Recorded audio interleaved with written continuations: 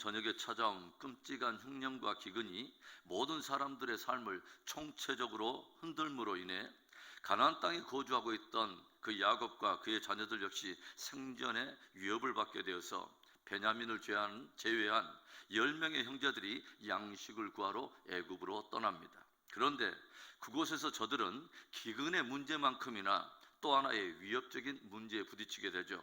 난데없이 애굽의 총리가 저들을 정탐꾼으로 몰아붙이더니 둘째 시므온을 감옥에 잡아놓고 다짜고짜로 막내 아들 베냐민을 데려오라는 것입니다.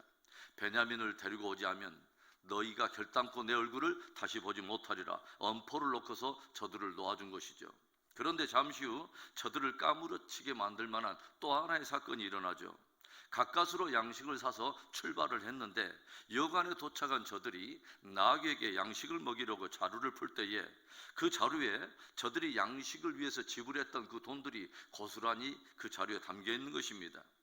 정탐꾼으로 몰렸던 저들은 이제 도둑으로까지 몰려 아예 꼼짝도 하지 못하고 큰 공경을 갖게 될 그런 위기에 빠지게 된 것이죠. 그런데 이러한 여러 가지 해프닝도 있었지만 저들은 가져온 양식으로 인해서 어느 정도 시간 동안은 그 일을 잊고서 주림을 면하며 그렇게 살게 되었어요. 그러나 저들은 잠시 잊고 있었던 그 문제와 상황을 반드시 또다시 직면해야만 했습니다. 가져온 모든 양식들이 또다시 동인한 것이죠. 오늘 본문은 이런 배경 속에서 우리로 하여금 새 인물에 주목하게 만들어요. 오늘 우리들이 주목하게 되는 그 인물이 누구일까요? 첫째로는 모든 상황을 통해서 사람들을 몰아붙이시는 하나님을 보게 된다고 하는 것이죠. 1절과 2절의 말씀을 봅니다. 그 땅에 기근이 심하고 그들이 애굽에서 가져온 곡식을 다 먹음에 그 아버지가 그들에게 이르되 다시 가서 우리를 위하여 양식을 조금 사오라. 잠시 양식을 구해 와서 잠시 동안은 그들이 살 수 있었지만 그 땅에 찾아온 기근과 흉년은 그 정도로만 끝날 만한 가벼운 것이 아니었던 것입니다. 나중에 요셉이 그의 형제들에게 들려준 말에 따르면 아직도 그 흉년과 기근은 앞으로도 5년 동안이나 더 계속될 것이었기 때문이죠. 그래서 구해온 양식이 동인하자 아버지 야곱은 다시 한번 자녀들에게 양식을 구해오라고 재촉하기 시작합니다. 여러분, 그런데 저들이 양식을 구하러 애굽으로 내려가려면 어떤 문제를 반드시 해결해야 됩니까? 반드시 막내 아들인 베냐민을 데리고 가야 합니다. 양식을 구하려고 지불했던 돈꾸러미가 자루에 고스란히 담겨있던 그 일에 대해서 변명할 것도 끔찍한 일인데 막내 아들을 데리고 오지 않으면 결단코 너희가 내 얼굴을 보지 못하리라 엄포를 놓았던 애굽의 총리 앞에 베냐민이 없이 서게 된다고 하는 것은 더 끔찍하고 두려운 일이었다고 하는 거죠.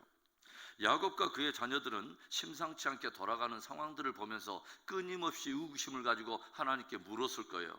하나님, 왜 우리를 이렇게 다루십니까? 왜 우리를 이렇게 쪼이고 이렇게 몰아붙이십니까? 상황을 통해 사람들을 몰아붙이시는 하나님, 생존에 있어서 결코 피할 수 없는 기근이라고 하는 이 상황, 그리고 여러 가지 문제가 있음에도 불구하고 그 갈등 속에서 애굽으로 내려가 반드시 총리 앞에 서야 된다고 하는 또 그 상황, 왜 하나님은 저들을 그렇게 몰아붙이시는 걸까요?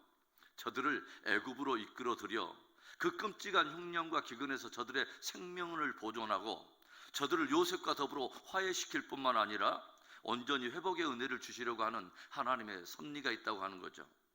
하나님께서는 때로는 모든 인간적인 갈등을 멈추고 하나님의 선한 섭리를 향한 결단을 할 수밖에 없는 그런 상황을 우리에게 몰아붙이십니다. 인간적인 갈등을 멈추고 하나님의 섭리에 믿음으로 결단하고 반응함으로 인해서 예비된 은혜를 경험하게 되는, 그 은혜를 누리게 되는 저와 여러분 되기를 축원합니다. 오늘 우리들이 주목하게 되는 두 번째 인물이 있습니다. 야곱을 설득하며 자기 희생을 결단하는 유다입니다. 또다시 베냐민을 데리고 가야 하는 이 문제가 불거지자 아버지 야곱은 자녀들에게 왜 그때 너희들이 막내 아들이 우리에게 또 있다고 너희가 말을 했느냐고 책망을 해요. 그러자 형제들은 자기들을 정탐꾼으로 몰아가는 총리 앞에서 자기들의 무지함을 변증하는 가운데 부득불 가족사를 들려줄 수밖에 없었고 그 가운데 자연스럽게 나온 이야기라고 변명을 해요. 그리고 애굽의 총리가 막내 아들을 자기들에게 데려오라고 말할 줄은 꿈에도 몰랐다고 하는 거죠.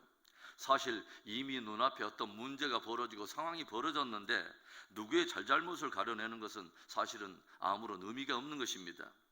이때 예전에 형제들이 요셉을 구덩이에 빠뜨려서 죽이고자 했을 때 형제들을 설득해서 우리가 한 권력이고 그래도 한 형제인데 굳이 죽일 것이 무엇이냐, 죽이지 말고 다만 미디안 상인들에게 우리가 그를 팔자 하면서 요셉의 생명을 건져주었던 유다가 앞에 나섭니다. 유다가 나서서 아버지를 설득하며 하는 말이 무엇입니까? 9절과 10절의 말씀에 내가 그를 위하여 담보가 되오리니 아버지께서 내 손에서 그를 찾으소서. 내가 만일 그를 아버지께 데려다가 아버지 앞에 두지 아니하면 내가 영원히 죄를 지리이다. 우리가 지체하지 아니하였더라면 벌써 2번 갔다 왔으리이다. 유다는 베냐민 없이 애굽의 총리 앞에 결코 우리들이 설 수 없다고 하는 것을 강조하면서 유다 자신이 베냐민을 다시 아버지 앞에 데려오는 일에 스스로 자기가 생명을 걸고 담보가 되겠다고 그렇게 책임을 지겠노라고 단호한 마음으로 호소를 합니다. 우리가 이 일로 이렇게 갈등하며 지체하지 않았다라면 벌써 2번도 넘게 그렇게 다녀올 수 있었겠노라고 그렇게 말을 해요. 위기 상황 속에서 사람들은 자칫 그 상황에 대한 책임 소재만을 따지면서 서로를 비난하고 그렇게 갈등만을 부추기곤 하죠. 사실 별 도움이 안 되고 오히려 안 좋은 결과만 생길 뿐입니다. 그 문제가 풀리는 데 있어서 정말 중요한 것은, 정말 필요한 것은 부정적인 분위기 속에서 펼치는 갈등이 아니라 그 문제의 해결을 위한 희생과 그 희생의 짐을 질 그 사람이 필요한 것입니다. 역대하 5장을 보니까요, 기이한 이런 표현이 있어요. 르우벤은 혈통적 장자이지만 실제 장자의 명분은 요셉에게 있고 유다는 형제보다 뛰어나 주권자가 유다에게서 난다. 이런 기이한 말을 기록하고 있어요. 르우벤이 혈통적 장자요, 요셉이 명분적 장자라면 주권적 장자는 유다라고 하는 것이죠. 여러분, 유다에게서 보이는 장자의 영성이 무엇입니까?